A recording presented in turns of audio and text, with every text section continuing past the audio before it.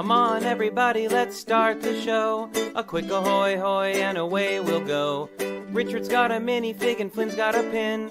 The gang's all here and it's time to begin.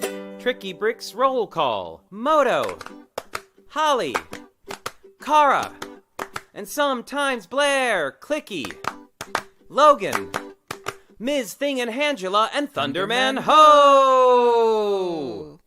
Now you're here to grab your bricks and let's go to the TrickyBricks Build and Check Show!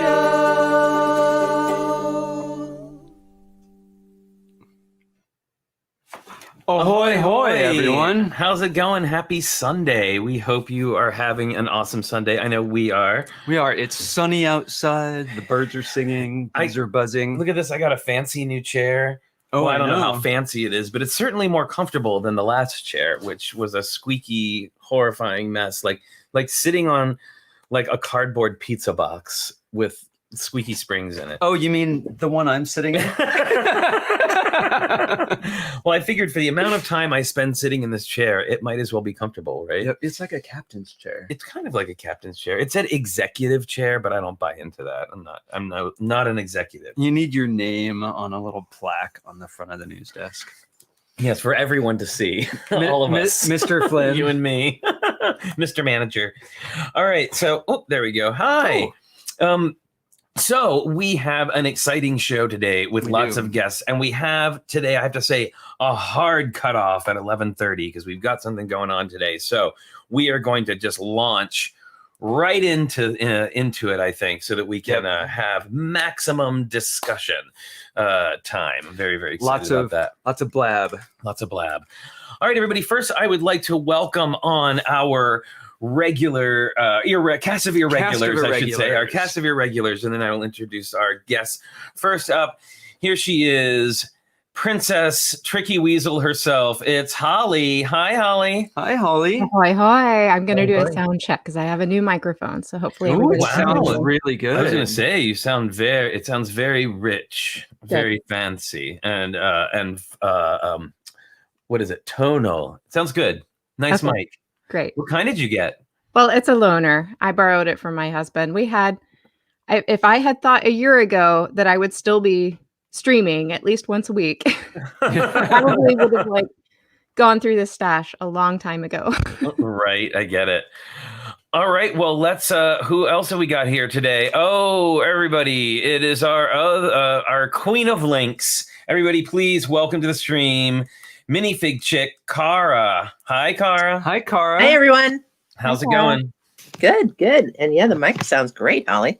I know. You sound really good today, too, Kara. Everybody's got some. We're having some good mic karma today, I think. I knew I was going to be on with Brian today, so I had to step it up. Yes, exactly. When you're on with Brian, you have to step up your game because he is the pro. I'm actually going to... Internet sensation, Bricks O'Brien. I'm actually going to pencil on a mustache later. Okay, and a little beard. I was trying to grow my hair out in tribute, but then he cut his hair. So me too. Yeah. Now we all have to get a haircut. What are you doing, Brian? What are you doing?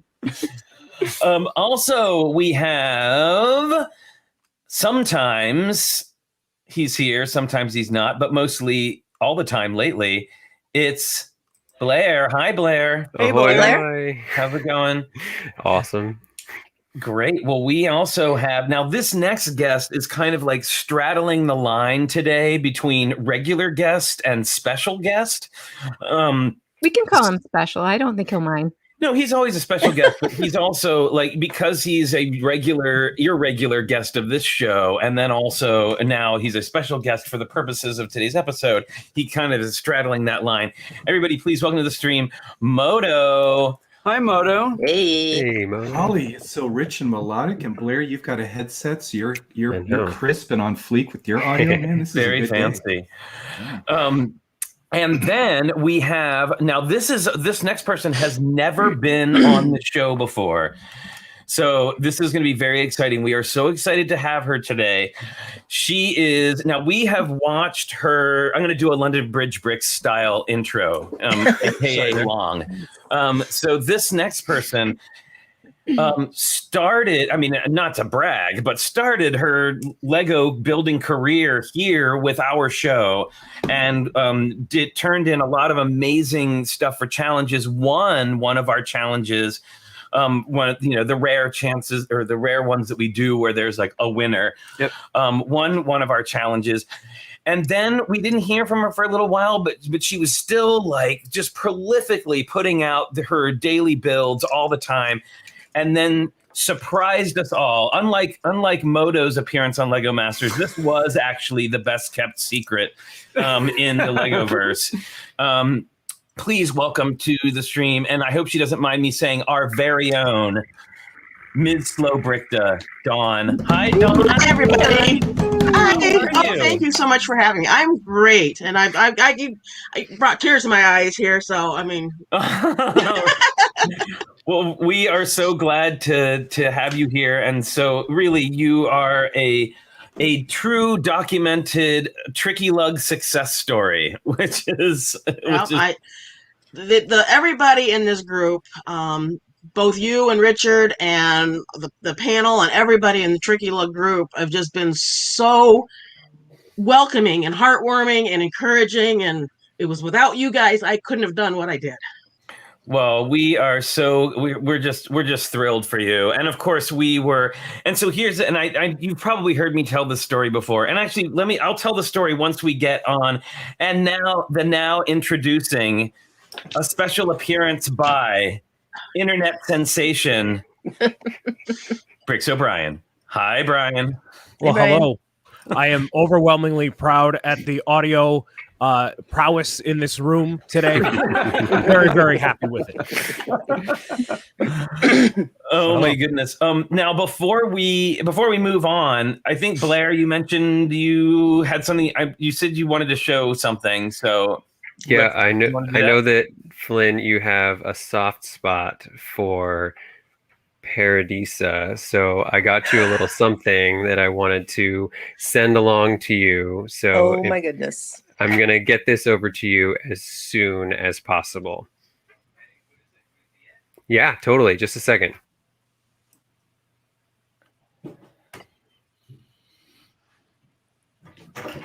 Shenanigans. Oh my goodness. Okay. What the? There he is. Oh my goodness.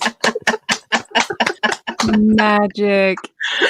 What is this? That's fantastic. Oh, That's perfect. You guys are on mute, What? just so you know. What just happened? There he is. You're still on mute. Yeah, you guys are muted. Oh, sorry. That was the reaction. This was the reaction I was hoping for the whole time. That was one thing. that was great. From sunny Oakland. Yeah, when we were planning all this out, even this morning, I was like, I can't wait to see Moto's reaction. Moto gets up. Was Moto going to show up now? It doesn't work for No, everybody. I'm not You on can't green just screen. walk to the left. I thought it would work. I thought I could just teleport by walking off camera. It doesn't work. I know it was worth a try. But yes, Blair's here, and we're so excited. We got That's to so hang cool. out, and we played Dungeons and Dragons together last night. He did That was so fun. a little drop in on our game. It was pretty cool. He helped save the party from certain doom. So what is this thing you got? You got them. You Oh showed yeah, it. so right. cool. There was that. That was just the gimmick. No, He's trying to actually, keep us there up. is a Paradisa set involved. Oh, sweet. Oh goodness. Yeah, and Paradisa, the beach where everyone wears thongs. Mhm. Love, Why not? love. Well, the weather's always nice there. It's Yep. true. It's true. Hey, All if right, you got it, so- flaunt it, I guess. Exactly. I know. I won't be going to Paradisa Beach. I can tell you that. And Blair, I'm really jealous. Somehow you managed to win the golden brick and put on your hat. So that's Yeah, you know, way to, Yeah. gotta Good have job. it. It's a silver brick. Oh, can you get closer? We got to see your hat today. Talking Lego Masters, gotta have the golden brick. Oh yeah. My Everyone is Awesome set to trick out my hat for Pride. Nice. Very cool. Awesome. Very cool. Spectacular. I'm still just completely Oh, hang on a second. Mhm. I'm Button still pressing. just complete. Yeah, lots of button pressing. I'm still just like, I still can't believe he's here and he's sitting right next to me. So there you go. Well, gosh, now that Oh, my that's goodness. now that we've gotten that was like my big thing. Like all week, I've just been like, oh my god, I'm so excited to do this. I That can't was believe an excellent green screen job. The lighting and the setup of it was perfect. it. Oh, awesome. Them Awesome. all. And now we have 6 squares. It's a nice I know, so even number. Nice even number. We have to do this more often. Indeed. Yes. I mean, and unfortunately, I can't do this. And well, we can do this. Hi. 'Cause I like seeing everybody's faces a little bit more closer up, but we'll go back to this layout for now. A little. Just bring 'em there you in go. here. Look at that. So why don't we kick off with pins for those of you who have pins? I have pins. Oh, Brian, don't look surprised. You've I been just on the left show my- enough to know that pins are a thing. Well, yeah, you're Pins, right. what pins? I know what pins, and you know. Send me back the ones I sent you. We have them right here. All right, so let's go. I know Kara. We usually let Kara go first because she's always got her pin like right there. So, Kara, what have you got for us today? I have another Goofy. This time, the Walt Disney Family Museum pin. Very cute. Goofy in Continuing his little your Goofy baseball series. outfit. Yes, exactly. We have a lot, so expect That's more. such a fun museum. Very cool. It really is. All right, Holly. So I What got do you my got for us package. today? I got my special TrickyBricks package in the mail. Yay. I'm ready with some new fresh pins. There's the white Yay. rabbit. Oh, how cute. Aw. That's a cute one. I love that series of characters. Yeah, I Little do baby too. white rabbit. These like the Tsum Tsums, is that right? The what? Aren't they called Tsum Tsums? Yeah. Oh yeah, Mm. yeah. I think that's what those are, right? Those weird sort of like cylinder. I don't like the actual stuffed things, but I like the style. It's very cute. Yeah. Awesome. That was a good pick. Thank you. All right, Moto, what do you think? Acorn. Yay!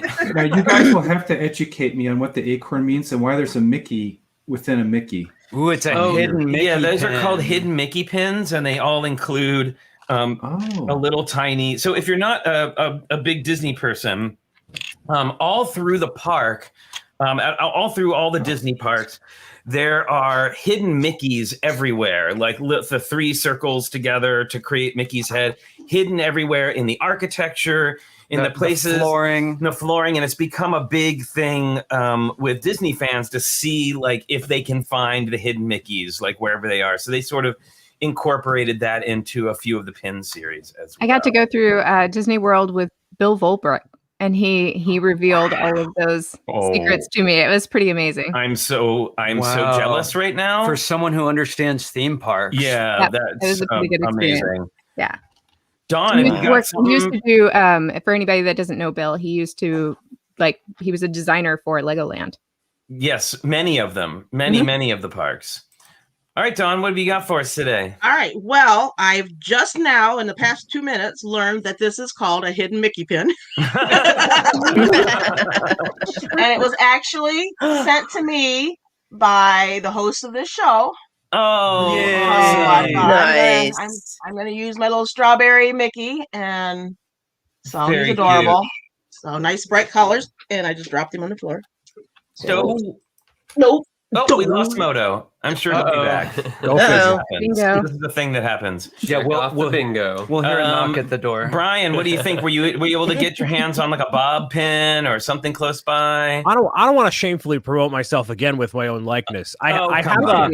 I have a thing that can go on my shirt, not necessarily a pin, but a sticker. I got it yesterday while doing the thing that I need to do. Yay. There we go. So I got my second dose yesterday. I warned Flynn I might be under the weather a little bit because of the side effects, but I'm happy to report I feel like $1 million. Awesome. So Very There good. you go. Very good. Congrats. All right. So now, Blair, do you have that one, or do you have one of the ones you picked out earlier? Are you going to I do left both? those at home. Oh, there, yeah, at home over there. All right. But I do have these. Okay, why don't you go ahead first? I brought Flynn and Richard each a brick Woohoo. link button. Yay, Very Bricklink. cool. So you each One of get one those. of these. Thank you. And then we've got here. Why don't you put on this? You can wear this Maleficent pin. Sweet. And I have from Chris Chalice, all the way from the UK. I have Dipsy. Nice. Awesome. Cubbies, which I love. And what have you got? I there, have. Richard? What do I have here? Oh, it's so small. I have tiny. Here we go. Tiny Robin Hood. Oh, that's so wow. cute. Oh, that's Very so cute. Can you cool. give a hand here, Clicky? Clicky is Oh, he's off on today. Yeah. Yeah, there you go. Oh, yeah. I know, right? Fooling around. All right. Wanna stab So myself? let's head back. There we go. There we go. You I'll got it actually there? put it on. 'Cause Awesome. You guys do that. Very Thanks, good. Blair. We do. Holly doesn't because she's afraid to mess up her t-shirts. I know. This shirt will probably. I have no fear. We'll have to send her a t-shirt. Oh, and so Chris Chalice says that's actually from Sherwood Forest. That pin. is so cool. This is now one of my favorite pins. That's pretty awesome. So, my goodness, we have so much to talk about today. We are mostly going to be. Oh, look, he's back. There, he's back. Good, because we couldn't really start talking about this without you. Now, somewhere in the back of my head, there's like a TV show. The Friends reunion Yeah, the Friends That reunion. must have been what There it we go. was. That was the one I was thinking Yeah. of. The Friends reunion goes with the new set. It's got like a whole Lego tie-in. Yeah, seriously, it's Yeah, good. it was great. A lot of people were in line for it. So hopefully everybody here has watched Lego Masters episode 1, or I should say Lego Masters season 2, episode 1. Or at least Now, Dawn and participated Moto, in I it. get it if you haven't seen it yet, and I understand you might not understand what's going on today, No. but Might be a spoiler on us. Yeah, I don't know. feel free to go along with whatever. Like, if you don't have anything to say, we totally get it because I know you don't know much about it. Oh, yeah. But- So this is your official warning. Spoilers, spoilers, spoilers. Yes, this will be a spoiler-full episode. So if you are afraid of spoilers for the show, you may want to float Watch on it in a now. rerun. Yeah, watch the recap later. Yeah, some of our audience won't be able to watch the show for so long they'll have forgotten anything we've said about it. You're probably right. Although, I Chris hope so. Chalice actually managed to watch it. So Yeah. It's got out it. there. Oh. It's out there for sure. You can find it. There are ways. There are ways. Okay, so let's go ahead and start talking about it. Now we've watched it on Hulu, Yeah, where it's available. Yep. And we got to check it out without commercial. Well, a couple of commercials. So Some that were not kid appropriate. Well, you need to get up and get a snack. yeah. So So it's earlier. They're Oh, I broadcasting know. it earlier. I this noticed year. that y'all have gotten an 8:00 slot where we had a 9:00 slot because we were right after the dancing puppet show, whatever that was. Masked Singer. Oh, the Masked Video. Singer, yeah. Oh, Lego Video, right? Exactly. Pretty much. Lego Video I'd show. watch that. I totally would too. Hosted Yeah, by we're right Logan. up against America's Got Talent, so don't watch that show. Oh, awesome! Check this out. how watched the movie cool. in a theater on the big screen, and there was a Oh, party yeah. beforehand. You met Susan and Jen, who are lovely people. That's Yes, so they are. Cool. Very, very, very cool. Oh, Drew says the cool kids built spoiler tags to display. I don't have that. Yeah, it was weird. I will believe it was weird to watch with commercials. So, all right. So first of all, I have to say, I know, and speaking as, and by the way, I'm officially dubbing these shows Masters on Masters. Like it. Oh, I like it. Ooh. Masters on Can you do- Masters. Oh my Can you goodness. do that voice for all of the interview questions? So Oh, we very feel sure. interested? I can, yes. Masters on NPR. So I gotta Behind the Builder know Studio. from y'all, because I remember, and I think it's the show itself has a very interesting arc, and it's a very different arc for people who have been on the show than people who are watching the show, because of course our arc started 4 or 5 months before what the audience is seeing, and I kind of likened it to the like when we were filming the episodes, it was kind of like that part of the roller coaster where you're going over the small hills up and down. And then the lead up to the show coming on was kind of like the coaster going up the hill on the chain. And then the first episode was where you get to the top and the chain lets go. And then you start the downward, like free fall. Exactly. Well, we were nervous for the premiere. I mean, how about the two of you? Were you like, how were you? Yeah. How did you feel about that? I was excited. Obviously, I knew what was going to happen. I didn't know how much they were going to show of what happened, but I knew what was going to happen. And I was excited to see how our builds looked on the bigger screen, because we're there in person looking at each one, which is no comparison. But how are they going to be able to show it and give every build its due and its justice? And I was really excited to see how it actually looked. Well, those wings were so bold. You could read that pattern from across the room. Like it was so colorful and bold. Yep. Oh, they're going to squeeze in. Sorry. Hey. Yeah, that was the plan, because we wanted to make sure you knew it was a butterfly without us having to tell you it was a butterfly. Oh, you could just tell. speak for yourself. Yeah. You could definitely tell. And I have to admit to being just a teensy bit jealous when they were bragging about how many more bricks y'all had than we did. Yeah.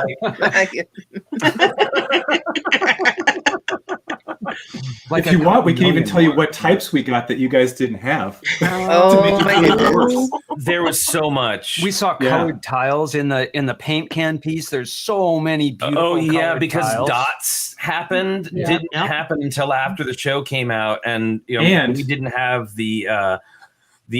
we didn't have all those. So I have to say, you didn't have dots. I saw those paint cans and saw those quarter round tiles. I was like, oh man, what I could have done with those quarter round tiles. Yeah. And the winning belt had gold drum lacquered monkey kid dishes, which wound up in its build and our build. So Flynn, too bad. Richard, you guys are just gonna have to apply for the next season. Oh hell no. As Rin and Flitchard. So I'm curious, were you nervous at all about how, not necessarily like you personally were going to be portrayed, but were you just nervous about like how are they going to edit this? I mean, I know, Dawn, you mentioned like what they're going to show or not show, but for me, I had no idea how they were going to decide to present us or our work or anything else. Like, did you find that a little nerve-wracking? Yeah, a little bit. I was, because Jack and my personas that they brought forth were a little unexpected for the typical AFOL. Right. Or what you think of as the typical AFOL, which there is no typical. But I think that was kind of like, okay, how are they going to bring us forward and how are they going to present us? And then every promo I saw, I was crying. So I don't know. Flynn can relate to that. Yeah, I can. Yeah, I totally get that. And it's just like, well, so expect tears going forward is all I can tell you, because I just talking about my knees or the ability to be building next to my brother for these long periods of times. We're so far away. We're 300 miles apart usually. So that opportunity that we had was just awesome. And then it's like, okay, so now I'm going to be crying on this one and I'm wiping my tears in this episode. And I'm like, oh, great, whatever. It's real. Yeah. And those were real tears, everybody. They were not fake. That's for sure. I was, I was basket case some nights. So. Well, I think I can attest that she wasn't cracking menthol pads underneath her eyes before Will came over. I don't know. I kind of feel like anyone who isn't crying on that show needs to get their head checked, because I know I'd be a basket case just because of like the stress of it. Oh, totally. Well, I was going to say, I almost think it's in a way, part of the process. Yeah. I mean, even if it doesn't manifest itself in physical tears, I know like during season 1, for the most part, every single one of us had some kind of like crisis of like faith in ourselves or in our builds or in the process or whatever it was. That's the point of the show. They're counting on it. Yeah, Right. exactly. Well, sure. Like they make they make it a stressful environment on purpose, Well, there is. I mean, if you compare the beginning of the episode where everyone comes in and is so excited to see the set, all of, how big it is and how wonderful and lots of, laughing with Will, as compared with the more, somber moments, they have always a big emotional arc in an episode. I mean, so how was that for you, Moto? You pretty much you seemed pretty cool cucumber, about your build, but you were very enthusiastic. I mean, what was the emotional experience, if you don't mind me getting personal here, of that first episode like for you? Yeah, I wasn't. The emotions were different viewing it than being there. When I was there, it was I had this disconnect from reality versus not reality, because it's very unreal, and yet it is real because you're physically present. So those two things were constantly colliding in my head, where it didn't feel like it was reality, but I was experiencing it, so I had to accept it, kind of thing going on. Right. And then as far as the building side or the discussion side, I thought it was most of it, Will, is hilarious, so that part's fun. The first time you meet Jamie and Amy at the table, or Will at the table, those are memories you can't remember. Even walking onto the stage and having a lot of the answers I always want answered that could never be answered on television was incredible as well. But the watching side, I was really excited to watch it. So I had small art director down, and we had the 4K TV up with the Fire Stick and the Fox Now app ready to go. And right out of the gate, I had more fun watching him watching the show than me personally watching the show. Right. Because for one, he's grown up in an environment of streaming apps that are on demand at any time. So this was the first time he had to learn what a broadcast television show was, that you couldn't just on demand start it when you wanted it, and then the commercial breaks were in there. He couldn't comprehend that there were these commercial breaks in between television shows. He had never experienced that before. So how wonderful for him. Well, good and bad. He lost his little head when we're staring there nervously about our build, and then they cut to commercial dramatically. And he's also never watched a reality television show. He doesn't know all these techniques, and he's like, "Why?" He turns to me. He's like, "Did the head fall off?" And I go, "We're gonna have to just wait for the commercial to end." And he just started to. He's like, "No, you have to tell me." But Fox trained me way too well. I wasn't even spoiling it for him.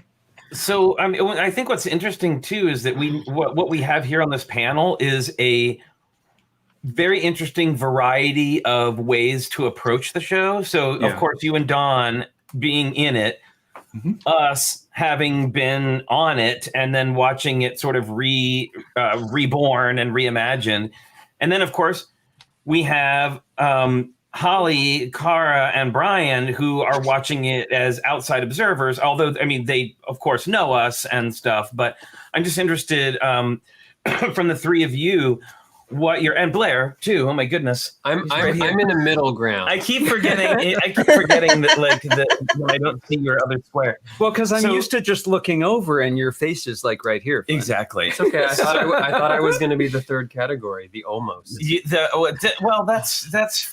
you can decide what you want to share about that.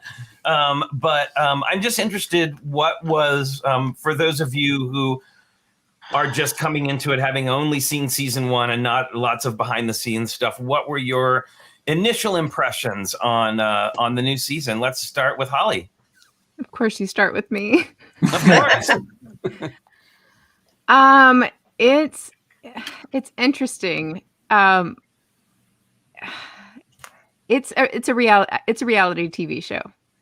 Right. So it's kind of hard for me to empty the cup of what I know about Lego and AFOLs and AFOL community and try to see it for I had to watch it twice because the first time it's like a little jolting almost, because it's just something else than like what I normally experience as a Lego builder, you know. And it just kind of felt very like contrived and sort of, it is what it is. It is reality TV. That's what it's supposed to be. So I had to kind of go back and watch it again with that initial sort of knee-jerk reaction out of my system. And then I was able to like enjoy it a little bit more, and watching it with the kids too. Because the first time I watched it, it was so late at night because I had so much stuff going on when it was airing live. I actually could not watch it live. So it was a bummer. I missed out watching it with friends or anybody. But I watched it really late that night. And was just kind of like, I don't know if I like this. And then the next day I watched it with my kids, and it was a little more enjoyable because they were really into it, and they were more able to tune out production quality or all the other nuanced stuff, and they were only focused on the builds. So that helped me try to do the same. But there's not a whole lot. You don't really see a whole lot of building, which was my complaint for the first season too. And I think a lot of AFOL have the same complaint, that we don't really see a whole lot of building, and we want to see more bricks. So that's my initial reaction. It's good television though. And we'll come back around to that you were talking about, the contrivances and the impressions of that as being a viewer. And there's something I want to ask Moto about that. And when we get around to that, so we will come back to that. But Kara, what about you? What were your first impressions? So obviously I thought it was really fun. It was, and you all did so well. I was so impressed at the builds. It really looked like all of the season 2 contestants had kind of learned a lot from season 1, because you all look more relaxed and just kind of more, in the show. Whereas the people in season 1, it was new. You guys, everybody was a little stressed.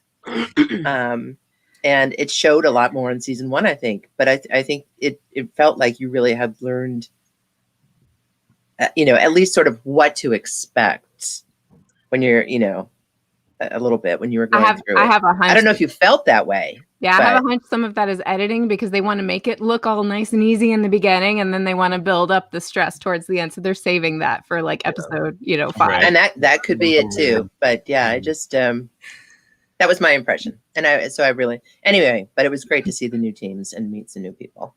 Awesome. Brian. So Internet sensation Bricks O'Brien, what do you think? Yeah, so for context, I ended up watching it the night that it came out on the Fox website. I got like a 60-minute trial to watch it for free with little commercials in between. So I don't know if they're going to do that more often, or if that was just for episode 1. But it was on there the night of. I didn't have to wait for Hulu. So for anyone else that wants to watch it then. I watched it, and obviously knowing some people that are in it, I was very like, oh, there's more. Yeah, that's cool. So after that kind of subsided, I had seen season 1, and I kind of binged the whole thing because I had known, Boone and you guys beforehand, but I didn't actually end up watching the season. I just know you guys are there and you're doing your thing. So I watched it all in one go, and I had to pause about 7 episodes in because of just all the flashing colors and all the cuts and all that. And I'm like, well, this is a lot. This is a lot for me. And I noticed with season 2, episode 1, there was definitely a lot of, chop. We're going to make this as, cut to here, do that, and make it as interesting as possible. Not because it wouldn't be interesting otherwise, but because that's just what the style of editing. It's a reality show. It's not a show about, it's a show about building Lego, but cutting up reality TV like that is an art form in itself. And for the people that want to see the builds extensively, I understand that. And I want to see them extensively too.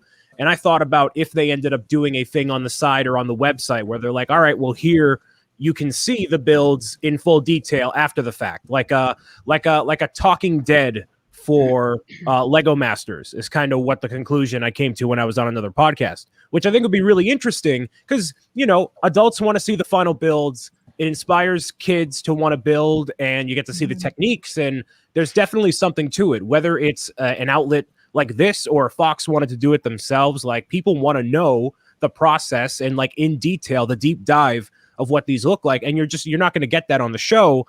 And I think there's other context to do a Lego Masters type event where you get to see the deep dive and everything, maybe not on this reality show, but just there's another way to do it, and people would appreciate it too, of all ages and interest level. So I agree 100%. I think it would involve the AFOL community. Well, I don't know. I feel like AFOLs are kind of a given audience because, whether it has the razzle dazzle or not, it's about Lego.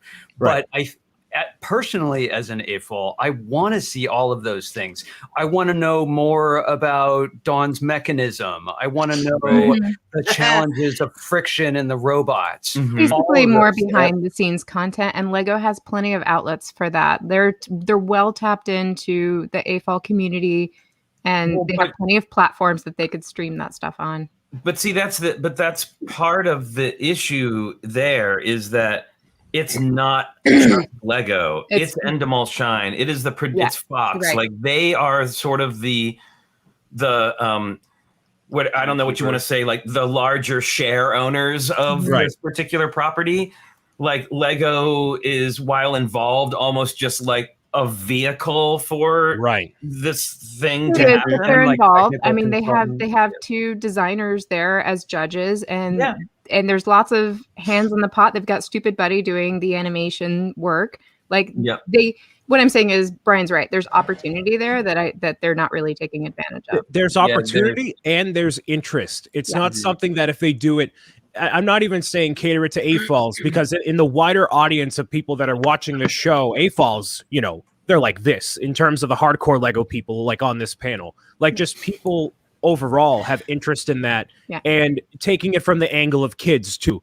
Like that's like an easy sell for like a network like that. Like, oh yeah, let's get the whole family involved and make this a whole big thing. Either do it exclusively online, you do a little thing afterward. Just there's definitely something there. And Hooded One brought up a good point that they're doing it in Australia. We sometimes forget that they're doing Lego Masters in other countries, and they do it much differently. Yeah, I think he said in the chat earlier, he pointed out that the American version is definitely more focused on the reality bit of it, which I think is unfortunate. A different demographic. Yeah, it doesn't have to be that way, but it's just a different approach, and it's not what we are necessarily looking for, but that's what a lot of the larger audience is used to with all these other Fox reality shows and reality shows in general. You know? Exactly. And I don't watch those shows, so I think that's why I was kind of saying that going into it, it was a little jolting for me because I don't watch reality TV, so I'm not like conditioned for it. Right. It was a little like off-putting at first, but then once I went back and kind of like got all of that, like once I was desensitized to it and could go back and watch it again, it wasn't as bothersome. And this wasn't just season 2 either. This was something that happened when I was watching, Richard and Flynn on there. It's just a lot. There's a lot going on. Well, and I feel like people need to manage their expectations. Right. You don't watch the show to see how to build. You watch the show to see people building, right? No, you watch it to see people fail at building, basically. No, I don't know. There's a lot of success in this season. Well, right. But it was a great build. You know what I'm saying? Like, if everybody went into that show and everybody was building at the same level and nothing ever went wrong, like you wouldn't have much of a TV show. Oh, I mean that's Lego. Like things go wrong naturally in the Lego building process. So I know it's not like the same as people watching NASCAR for a horrific crash. It's similar, it's parallel in a way because people know that Lego breaks down on you, and that's one of the beauty, the beautiful things about Lego is that it's not the end. If something breaks, but when there's a clock ticking, I mean it's hella pressure. Right. So there's definitely that element to it. And I just wanted to say, from my personal experience, being a season 1 applicant and then getting a callback for season 2 and going all the way to the finals, having my friends Mark and Boone on season 1, and then knowing so many familiar faces, wink, wink, on season 2, good friends and people I recognize from the final days of casting experience. Like, I'm really invested personally in the show, despite the fact that the reality TV is not for me. I love it, but and people bring up the Australia show. I really think that like there's so much heart to that production. Yeah, there is. Between having longer episodes and getting really in depth on things, and less like alternate cuts and special effects and all these things, which are great and they're super awesome, and I think they can be used to good effect. I think that there's a lot more to digest when you're looking at the Australia show, and I know that there are some other seasons coming. For Canada's getting one that was recently announced. Oh, good. Maybe we'll see Rick and Nick finally. So Canada's going to cool. get Lego Masters. The UK, I also love that the UK did one that had kids on it. So we're all fingers crossed. There have been some hints that might be happening for the United States, which is really cool. I'd love to see a more kid-centric show. But I love watching it for all its faults and strangeness, and I'd love to be able to digest more detail. And I think that you're absolutely right, Bricks O'Brien. There should be a talking brick of it, here's a great comment from Brickworm, and we're on the same wavelength. If you want to highlight this one real quickly in the chat. Feels like Holly and Brian want the show to be like a con, and we didn't have live cons during the airing of both of the Lego Masters seasons, which that's going to change now because shows are coming back. But remember when I said that there is a way to pull this off and have it be in depth and be like an interactive thing? That's what Stewing up here. Okay, that's what I got. It's an idea. Lego Masters Con. Yeah. Or, there's a little bit. Y'all got to be part of the upcoming Lego Con. So I think that they're starting to get the message that people want more, right? And more is always better, right? And they have the content. They have hundreds and hundreds of hours of footage. So there's the possibility of doing so much more behind the scenes stuff. Like after season 1, especially hanging out with Boone and Mark and watching the episodes as they aired. And then when everybody came into town for Bricks Cascade and we all got to watch together and hang out, it was so cool. And getting all this behind the scenes stuff and the little tidbits of information, some above ground and some under table kind of stuff. I think that I was like, I would own this on Blu-ray or DVD, if it came out and there was a bonus content thing, I would have Lego Masters on my shelf, because if there was more to watch and more to experience, I think that it would totally be worth it to go that route. But like we said, Animal Shrine and Fox are a bit of a gatekeeper for that. And I think that this being such a different show than the stuff that is on other reality TV shows, it's people don't want to know more about the cakes, right? After a cooking show, right? What are you going to do? Share recipes? But this is... No, I do sometimes. Absolutely. Which is true, right? That's where my mind goes. It's yes, but you don't have this huge community who's ready for more. Not just wanting more, but who's all about the more. This global community of Lego enthusiasts, young and old, AFOLs and regular citizens in Legoland. They want more, and they're so willing to accept that. So I think the more that we get it out there, the more likely it is that it'll happen. Because if there's money to be made. It's interesting that Brickworm brought up some point in that they literally have hundreds of hours of footage. During when we were shooting, there was a camera on our table every second that we were building every piece, and they have all of that footage, so they could put something together if they wanted to. So we are, of course, very fortunate to have Dawn and Moto here. So let's hear some more from Dawn and Moto. Can I ask them a question really quick? Because I was just about to ask, since Brickworm brought up the point of conventions. I think, Moto, you said you've never been to a convention, right?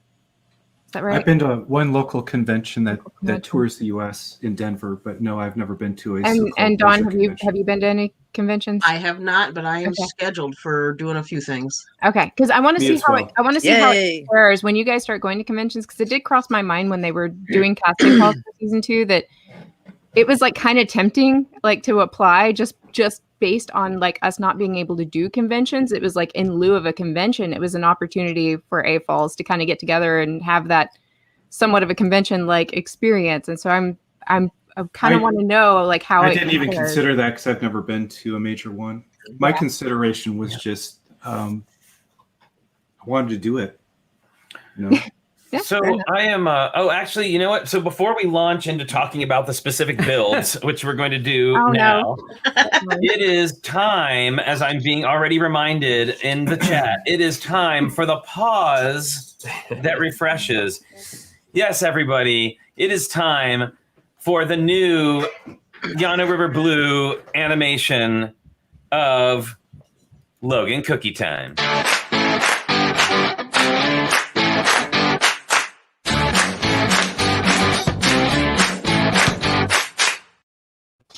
He's right here. Oh, here he is. Come here, buddy. Yay, Logan. Oh, my goodness. He's going to wreck the whole place. Oh, no. Uh-oh. Here we go. Don't Let's push not buttons. do that. Don't push buttons. Wait, ready? He's like typing on the keyboard, y'all. Almost ended the broadcast.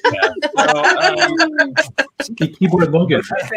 Say hi to You're everyone. gonna crash the computer. Oh my goodness, he's very excited. He's very, very excited. Okay, last one. Can you catch? Yay, Logan! Good boy. Yay! And it boy. looks like we also have Skittles is here. The triumphant return of Skittles.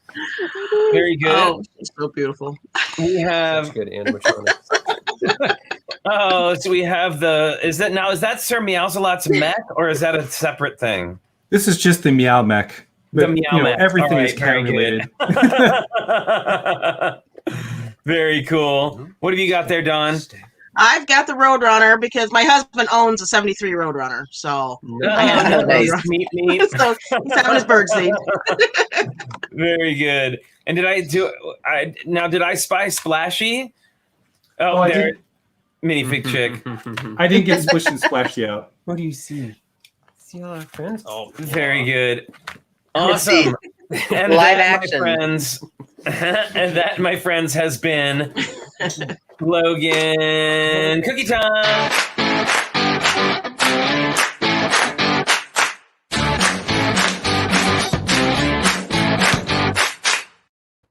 I love that so much. Can I tell you I how do much too. I love that? It Like was adorable. a ridiculous amount. Okay, so now I want to let's do. Oh, yes, Kara. So sorry.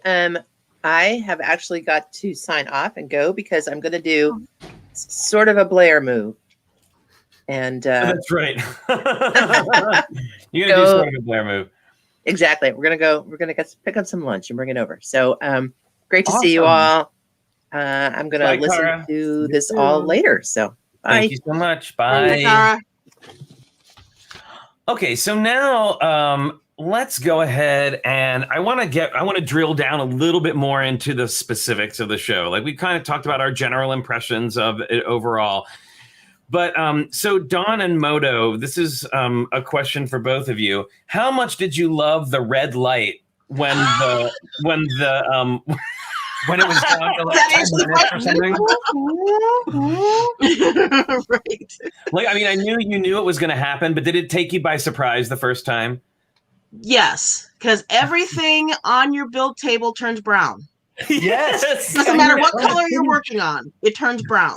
Yeah. And it's just like, so you had to, you literally had to stop because you didn't know what color you were putting on what color. Yeah. And it was just like, all right, turn the regular lights on back now so I can finish my build. I only have an hour. And it's not like you're rushing to finish at that moment, Right. right? No, of course not. How long you did they know leave that. it on? Like just a couple of minutes? What do you It's very think? Like fast. how long is the It red was light? fast. It was less than a minute, but Okay. it seemed like forever when it was actually on. Well, yeah, I mean, you know So- how it is when you're in the groove building, like you get in the groove, and especially when you're in that last hour and you're just like desperately trying to get as many bricks on as you can, and then everything turns brown. Even if it's only for 15 or 20 seconds, it completely throws you off your game. At least I Yeah. found it did. There's like a siren too, right? And there's a siren. Yeah. What about you, Moto? Did it take you by surprise? I was watching the clocks. When it got to 101, I told Paris that it was going to happen because we were messing with the head. No, I told Paris it's about to go off because we were messing with the head still. I didn't want a third or fourth failure of crushing it at that point because it was getting really Right. close to the wire. Oh, Very speaking of good. which, do I remember a really fortuitous catch? Didn't it fly off and it was caught or something? The one they aired, it flew off and stayed on the table.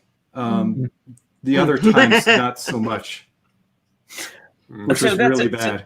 Okay, so that's Yeah. interesting. I know that like when we did the Clock Man, getting those gear movements to be like without I I don't know, like we use a lot of reference material, and not having the book there to say, this is how many spaces away this particular gear needs to be. I mean, I'm sure Moto, you have that all memorized, but like for no, that was no. For us regular citizens, we had just had to kind of fake it.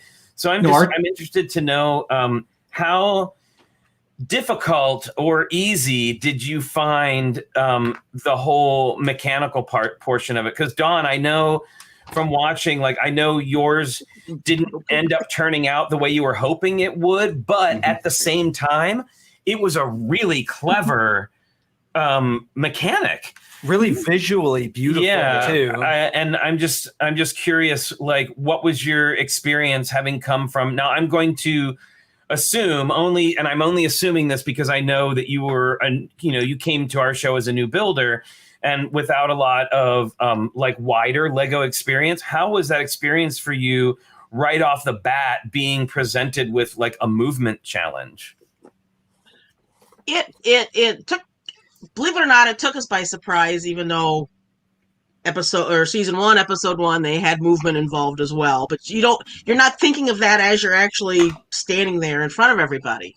And so it was like, oh crap, I guess we're going to learn on the fly. And that's what we did, so, and I mean, I have a little bit of a mechanical understanding, so that helped, but physically seeing what it can and can't do.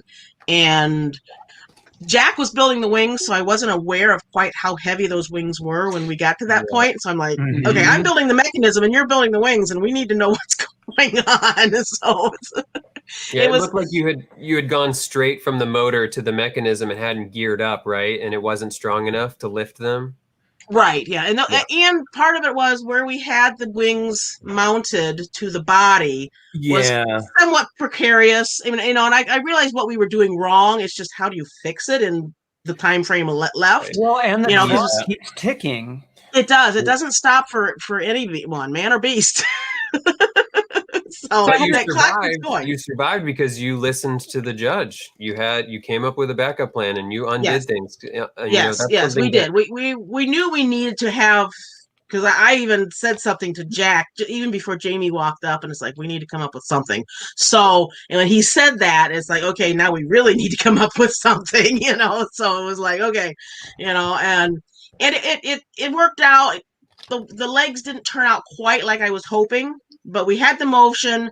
We did have in the back of the parade float, we did have a tree with a little guy on a swing. Mm-hmm. And so I was hoping that would give a little bit of perpetual motion, just natural motion, and then the balloons were up on flexi tubes. So hopefully if there was any kind of bumping, well, the thing was smooth, so freaking smooth. We had no bumps. Well, and it's interesting also too, being on the outside, because I remember what it was like being on the inside, and you just get so hyper focused on something. Mm-hmm. I remember, and this is nothing, against your format, but like when they first showed what you had, I was like, oh, that gear system is so cool. And then I was like, oh, it's so far back on where the wing is that it's not going to be able to lift that heavy wing up. And I wish, it's that again, like, looking at it I wish I'd have focused a little more in my prep on that, because it is a big part of what they do in the show. And I knew that. Yeah. I watched season 1 3 or 4 times all the way through. I mean, I binged watched that last week. I think I binged watched season 1 again, and I've been watching the Australian versions, all the different seasons. I've been watching the UK version. I'm sitting there going, I need to glean as much of what the format is, not to get ideas for builds, but the format of what are we going to be expected. And I did put together a train set, but it was a set. It wasn't something where I wasn't mocking it, so that was kind of, I needed more. I recognize we both needed more practice with that. And I might have relied a little more on Jack than I probably should have on that, thinking, okay, he rides motorcycles. He's a guy, that's very stereotypical. But he had things torn apart in our garage growing up. I know he knows some of this stuff. I was actually going to ask a question about that. Like when you were essentially auditioning for the show, because they do build trials, right, as part of auditioning for the show. We can't talk about the audition process. Really? Do they really? They give us a lot of latitude. The audition process is not something we're allowed to talk about. So. Oh, bummer. Okay, Sorry. because I was gonna see, like, it seemed surprising even to me to have the mechanical aspect of it as part of the challenge with like the very first one out of the gate. So I kind of wondered if they did any sort of prep, like if that was part of any of like auditioning for the show or part of like the trials or anything to even see if anyone has those skills. I don't know. They did the same thing with us. Ours was a movement. We had a movement challenge. Snitches get stitches, Holly. I think that's something I'm wondering you don't have to answer. Well, I think the one thing I could say about it is they definitely check out stuff that you've built, that you've posted before.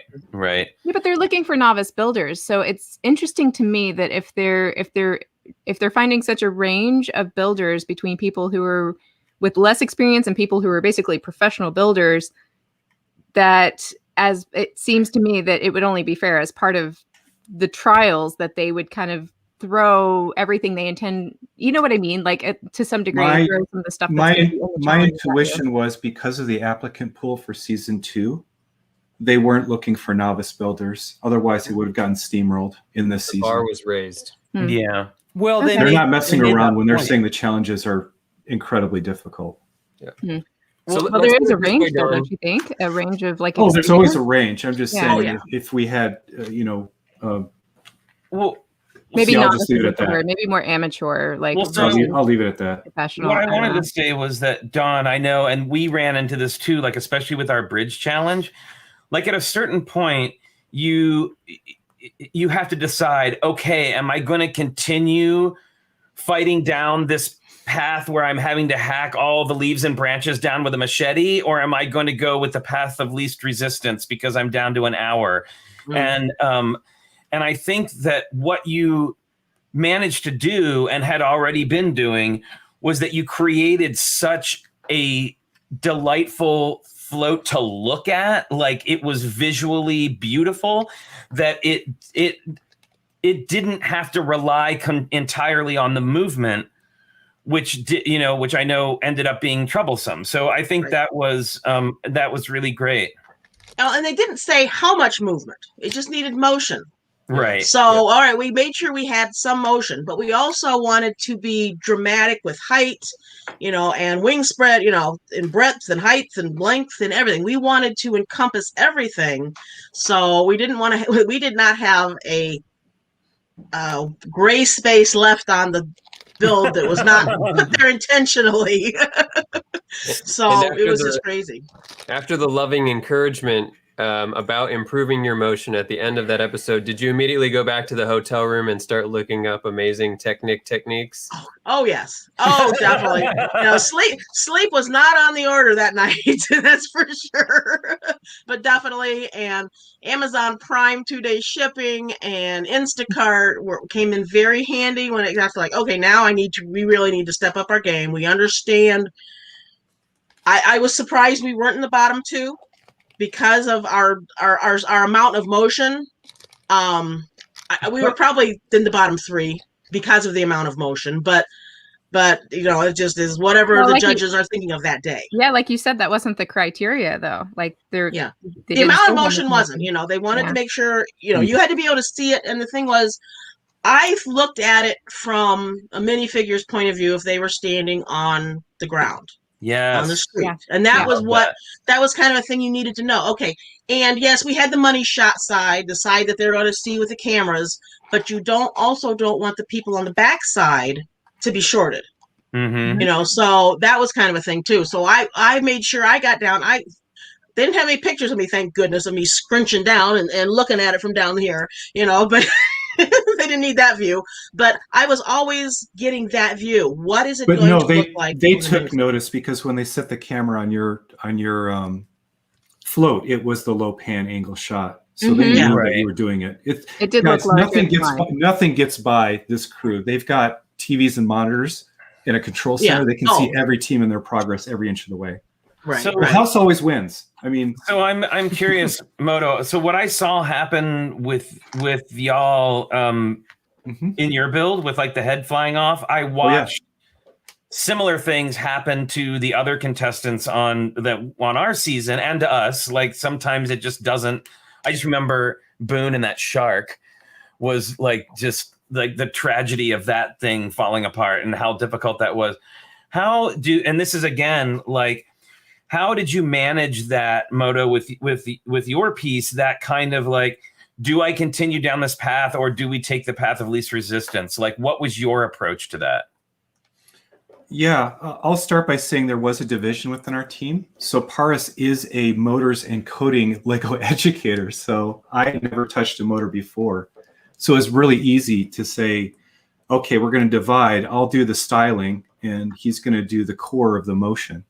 But even he struggled. That was rough to watch. Well, that's a lot of weight, right? Like that when you have to build big, those heads had some weight to them. Yeah, they did. And then there's a misunderstanding of how to mount it and things of that nature. But, at the last hour, it all came together relatively quickly and fingers were flying to make it work.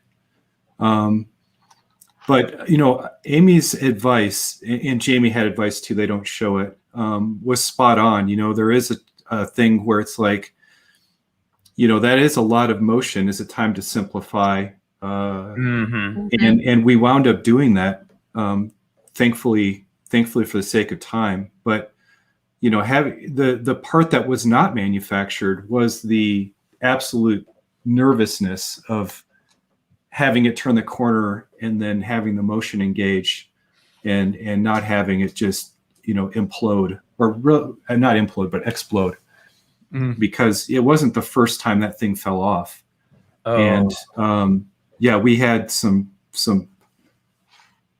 Dawn knows what happened. We'll just say it was not manufactured. There was some drama that they unfortunately didn't have the cameras on and was driving a lot of the result. Well, I think, and I mean, I have to say that moment of watching yours come around the corner, I had my heart in my mouth along the lines of when Boone and Mark were sending that roller coaster up the first time. And I was just like, oh, please don't let us have like another moment like that. And it was interesting. I spoke with Dave, Coletta, and Richard because I really loved their build, especially their like that giant pizza slice was amazing. Yeah, they were to my right and the dragons were to my left. Talk about being between a rock and a hard place. Yeah, and he told me that actually the heads on their figures had movement in them, that the figures had movement in them, and then when the float came around the corner, the gear slipped. Yeah, it did. And that, again, it's just like, you don't know, like we are so used to building things to sit on a table and people to look at, not that it's going to be being moved around a track or, in the case of our version of the Smash Challenge, like we had to carry the stupid thing across the freaking room, and that was horrifying. I would like to pause and talk about that specific part of the challenge that people might not think of immediately. So sure. The float itself was 2 48 by 48 base plates, adhesive down to a CNC machine piece of aluminum. So the base was very heavy. So when normally you see, I'll just use me example. Normally I'm sprinting to the brick pit. If you look at the pace of carrying that thing back, it's not a high speed because it was beefy. I don't know in your first challenge what area of land you had on your table to slide back in to make the Dream Park theme park. We had 9 32 by 32 base plates to fill. Okay, so it was bigger, right? The trick was we didn't have as much area, but you had to build this thing that was freely rolling on your table. It wouldn't, you had to figure out how to keep it from sliding around. But then you also had to move it on your table to the location. It just wasn't timed, but it did have to happen. And then you had to set it. There's a steel pin that goes into a pulling mechanism on the track. Right. And that's what pulls it through the town. There's all these acceptors for all of the floats. So you're building something that's kind of sliding on your table a bit. And then on top of that, you have to transport it. And then also you have to be able to lift it and then place it onto the track with a bump and a shake. Because when it goes and accepts, it jiggles quite a bit. So for delicate mechanisms and builds like ours, it was wicked to try to solve that and realize at the last minute what we were dealing with. I think people who realized the strength they had to build in because all of that was going to happen, anticipated, did really well. Whereas, all of a sudden I was like, oh gosh, I think we have to do this, Paris. And it was 2 hours left and it was like, okay, too late. We just got to have some sort of method to be gentle and gingerly try to get it on there. So, Brian, I'm interested now. I know you are not necessarily a mock builder. You're more of a set builder. And you haven't even started. I think you only just recently started streaming actual set building, right? Like with the blacksmith shop. For as involved as I am in the Lego community, I don't do much Lego building really anywhere, including on the quarantine cast on Beyond the Brick, where we mostly talk and stuff. But I obviously build Lego clearly by my background, you can tell. But no, I don't really do mocks ever. And it's been inspiring to watch seasons 1 and 2 under the circumstances that y'all have to build what you can.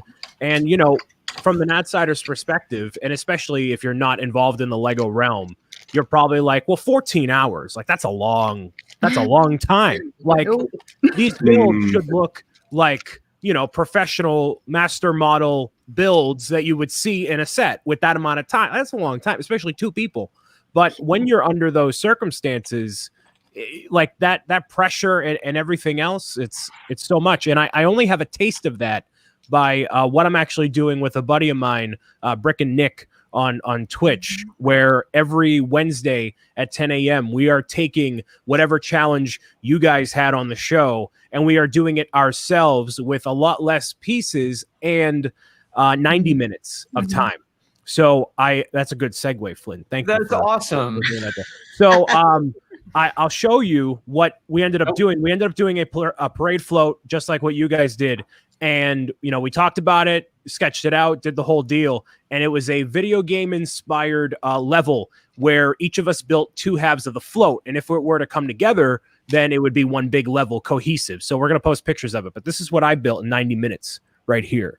Oh, so that's you start, awesome. Nice. you start in like a town, you go over a bridge, and then where Nick's section is, you go like up, you go through a mystical purple forest with a monster guarding it, and then the forest perspective of like the sun with the mountains where you were traveling through, and then Nick also has a castle on his end as well. So this is the only taste I've had of mocking things and doing it under a time constraint. So if anyone out there is like, oh, more looks like there should be done, like this took a very solid 90 minutes to do. And this is not 48 by 48 base plates I'm working with here. This is very small, but all your effort.